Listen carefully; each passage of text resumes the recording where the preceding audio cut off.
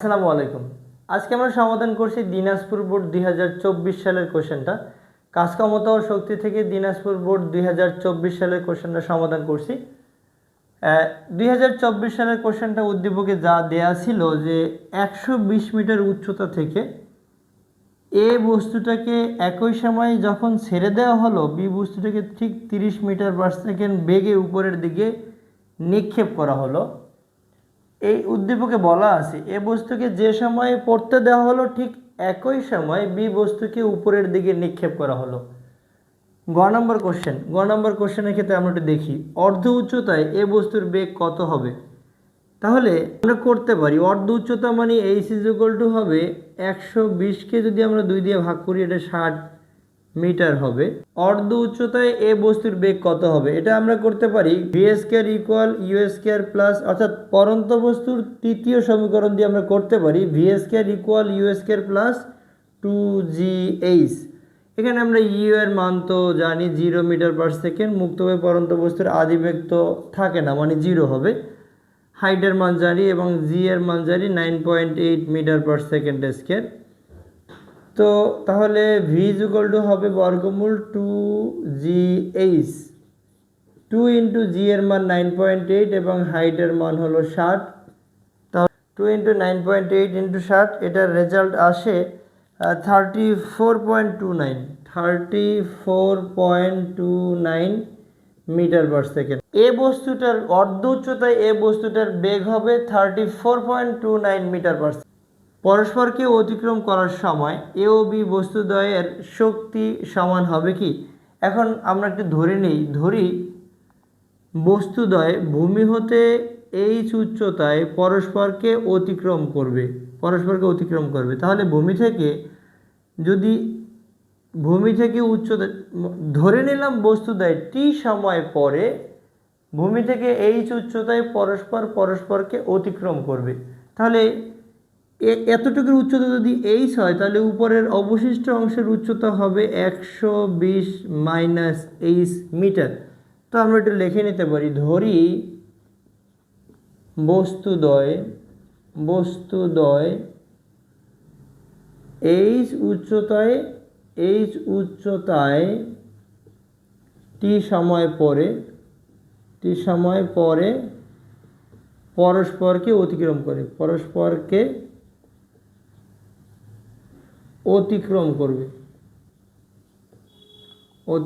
করবে এটা আমরা বলতে পারি। তো তাহলে বি বস্তুর ক্ষেত্রে আমরা এটা বলতে পারি H is equal to U T minus half of G T square. এটা আমরা বলতে পারি। এটাকে আমরা একটা কাজ করতে পারি যে এটাকে যেহেতু বি বস্তু এখানে ইউ বি বলে দিলাম, এটাকে আমরা একটা সমীকরণ দিয়ে রাখতে পারি।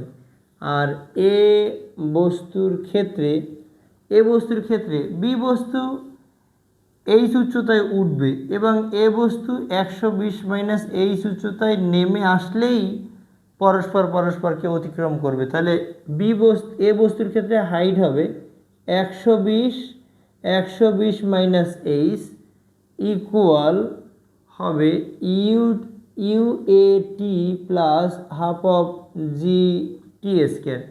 এখন আমরা 1 নং সমীকরণ থেকে এইচ এর মানটা ব্যবহার করতে পারি। তাহলে 120 minus u b t plus half of G T square equal হবে U A T plus half of G T square. আমরা উভয় পাশ থেকে এই half of G T square কেটে দিতে পারি। এ বস্তুটা যেহেতু ভূপৃষ্ঠে মুক্তভাবে পড়ছে, অভিকর্ষ বলের প্রভাবে পড়ছে, তাহলে এটা তো 0 হবে এবং লেফট সাইডে হবে 120 মাইনাস ইউ বি টি। তো ফাইনালি লেখা যায় যে আমরা যদি সাইড ট্রান্সফার করি এটা ডান দিকে যাবে, এটা বাম দিকে আসবে, তার মানে এটা ঘুরাই লিখলে ইউ ভি টি ইকুয়াল হলো 120। তাহলে টি ইজ ইকুয়াল টু হবে 120 বাই হলো ইউ বি। তো 120 ভাগ ইউ বি এর আদিবেগ কত? আদিবেগ হলো 30। তাহলে এটা কিন্তু 4 হয়, 4 30 120। টি এর মানটা টি এর মান 1 নং এ বসাই, যে কোনো একটা জায়গায় বসালেই হবে। 1 নং এ বসাই, 1 নং এ বসালে আমরা কি পাবো? H equal U B, just আমরা সব মান বসাই। ইউবি এর মান কত? 30, এই যে 30। টি এর মান কত? 4 minus half into 9.8 into T এর মান তো 4 এর বর্গ, তাহলে এখানে হবে 120 মাইনাস 4.9 ইন্টু হলো 16। তাহলে এখান থেকে আমরা প্রপারলি হাইটটা পেয়ে যাই, এইচ এর মানটা পেয়ে যাই। এইচ এর মান হলো 120 থেকে আমরা বাদ দিব 4.9 ইন্টু 16, অর্থাৎ এটা হয় 41.6 মিটার। এইচ এর মান তাহলে হলো 41.6 মিটার। এখন যদি এই উচ্চতা 41.6 মিটার হয়, তাহলে উপরে আর অবশিষ্ট উচ্চতা কত হবে? অবশিষ্ট উচ্চতা হবে, অর্থাৎ 120 মাইনাস 41.6 যদি আমরা করি, তাহলে অবশিষ্ট উচ্চতাটা পাবো 120 মাইনাস 41.6, তাহলে এটা 78.4, উপরে থাকে 78.4 মিটার উচ্চতা। এখন আমরা দুইটা বস্তুর ক্ষেত্রেই মোট শক্তি দেখাবো। তাহলে এ বস্তুর মোট শক্তি হলো ইএ ইকুয়াল আমরা লিখতে পারি ইকে প্লাস হলো ইপি। ইকে ইকুয়াল হলো হাফ এম ভি স্কয়ার, আর ইপি হলো এম জি। উপরেরটাকে আমরা এক্স বলি, উপরেরটাকে আমরা একটা কাজ করি, আমরা নিচের এই উচ্চটাকে বলি x1 এবং উপরের উচ্চতাটাকে আমরা বলি x2। তাহলে নিচ থেকে এ বস্তু কতটা, মানে এই যে মিলিত বিন্দুটা ভূমি থেকে কত উপরে আছে? x1 উচ্চতায় আছে, x1 বিভব শক্তির ক্ষেত্রে x1, তাহলে এটা হবে হাফ এম বি স্কয়ারের ক্ষেত্রে সূত্র হলো U square plus 2g into H মানে এখানে হবে উপর থেকে কতটুকু নিচে নামছে, x2 মিটার নিচে নামছে, আর এখানে হবে mgx1। মুক্তভাবে পরন্ত বস্তুর আদিবেগ থাকবে না, তাহলে এটা হবে হাফ এম 2gx1 প্লাস হলো mgx1। আমরা এখান থেকে হাফ টু কেটে দিব, mg কমন নিব, তাহলে এখানে x1 প্লাস x, এখানে কিন্তু x2, just x2 plus x1, তো আমরা একটু লিখে নিতে পারি x2 প্লাস x1 সমান এইচ, অর্থাৎ এই দুইটার যোগফলই হবে টোটাল উচ্চতাটা। তাহলে এটা হলো এম জি এইচ। এম এর মান কত? এ বস্তুর ক্ষেত্রে এম এর মান হলো 0.2 ইন্টু জি এর মান 9.8 এবং হাইটের মান তো 120ই হবে। 235.2 জুল পাচ্ছি।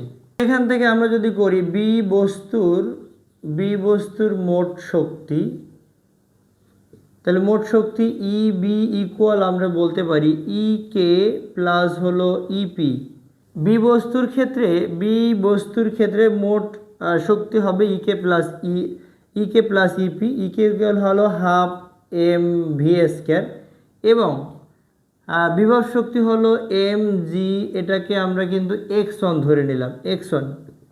এখন এটা হলো হাফ এম ভি স্কয়ার, মানে নিক্ষিপ্ত বস্তুর ক্ষেত্রে এটা হবে ইউ স্কয়ার মাইনাস 2gx1, অর্থাৎ এই 41.6 মিটার উচ্চতায় উঠবে, আর এখানে হলো mgx1। তো এখান থেকে আমরা এই হাফ এম, এটাকে আমরা সব মান ব্যবহার করলে পাই এম এর মান হলো 1.913 বি বস্তুর ক্ষেত্রে, এবং ইউ এর মান হলো 30 বর্গ মাইনাস 2 ইন্টু 9.8 ইন্টু x1 হলো 41.6 প্লাস এম এর মান 1.913 ইন্টু 9.8 ইন্টু হলো 41.6, তো এখান থেকে আমরা কত পাই একটু দেখি।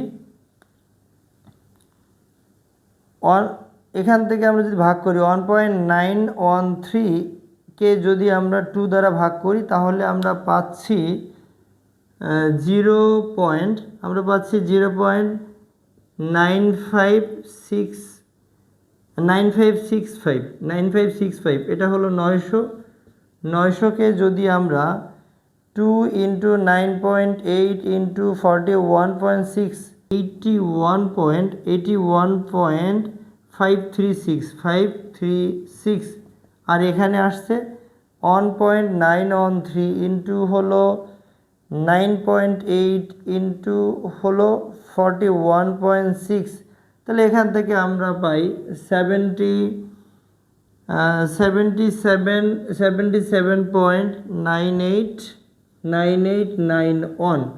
তো এখান থেকে আমরা বিয়োগ করে টোটাল রেজাল্টে যেটা পাবো 900 থেকে বিয়োগ করব 81.536, এটাকে আমরা গুণ করে দেব 0.9565 এটা দ্বারা, এবং এর সাথে যদি আমরা যোগ করে দিই 77.9891 এটা দ্বারা, তাহলে রেজাল্ট আসছে 860.849916 এটা, অর্থাৎ তাহলে দেখা যাচ্ছে যে EA নট ইকুয়াল EB পরস্পরকে অতিক্রম করার সময় উভয়ের মোট শক্তি সমান হবে না।